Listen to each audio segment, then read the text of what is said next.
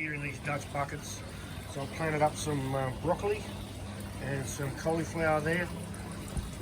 And there's a few of these buckets are still not got anything in. I'll plant them up soon. I like to stagger the planting a little bit so I get continuity of produce. So these tomatoes, I took cuttings of these tomatoes and I'm pretty impressed with the little fruit. They're doing really well. A few tomatoes over here that are ripe. Got one the other day. Quite cute. So that's why I took cuttings from, I grew these ones from seed and I took cuttings off them and propagated them, and now they're growing here, but they're right up to the top. I need to put a taller system there for them. So they're growing in a recirculating Dutch bucket. Two sort of levels. And the drum's down here. Can you hear that pump? It sounds like it's just about time for a new pump for me. I run them 24 hours a day. It's just easier. So over on this system, I pulled out the pumpkins and the rock melon cantaloupe down the end, so these buckets are empty now. I'm going to replant them with some peas and snow peas. Not so good. So this is why I put two drippers in. As you see, this dripper is blocked, but the other one's working. So I mean, if you're at work or something like that, and you're not at home, and you've only got one dripper, and you get a blocked dripper, and you could end up losing your plant. So you've got two drippers, and you've got twice as much chance that everything's going to survive until you get home. So that's running off this drum.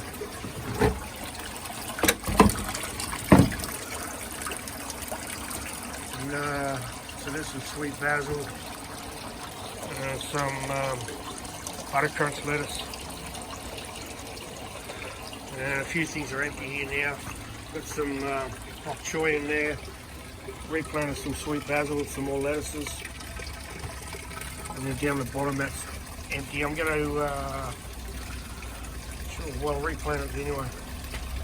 And then down here we've got some ghost chilies. They're kind of late.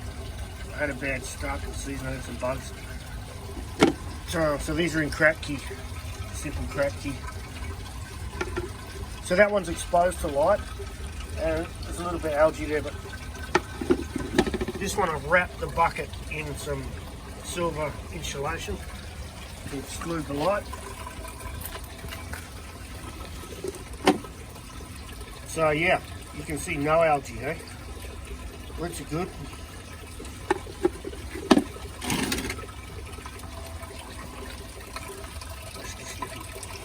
And these are dwarf beans in the flood and drain system with just growing with 5mm gravel. And you can see we've got beans here ready to go. Pick some beans. We've already had, we've been picking them sort of on Saturday and cooking with them.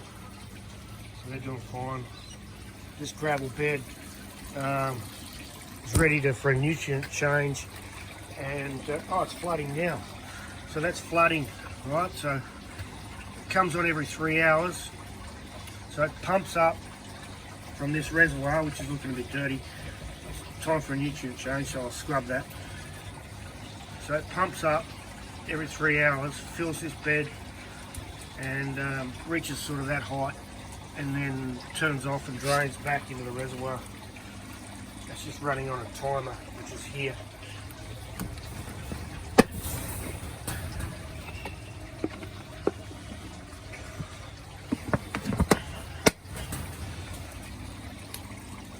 So it's time to replant. We're going to plant up. It's time for some sort of winter stuff, root crops. I'll get some radishes and garlic and onions in here.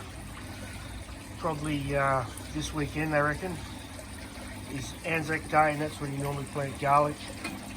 So I will put them in. And there we go. This dog wants a walk. Got another batch of tomato cuttings that I took. So these are just, I showed it before, just the recirculating out of this drum which got some fish in it. So it's aquaponics.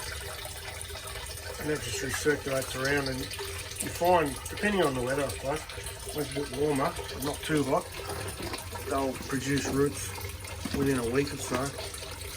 I mean, you don't need it. Simple way, just cut off some sticks, cut off some branches of the tomato plant, put them in a gravel thing like that, even a bucket. Change the water every few days, and you'll have new plants. And the advantage of this is the plants are already mature, so they'll start fruiting straight away. Have a great day.